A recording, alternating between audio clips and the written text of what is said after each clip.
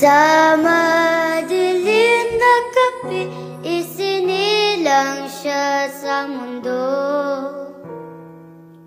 Sa inyo ay totoo ang Pasko, ang pinakamagandang kwento.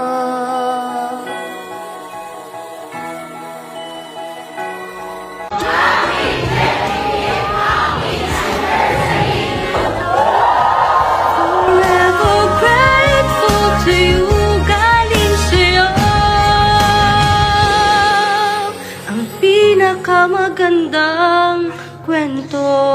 Sa kanya lang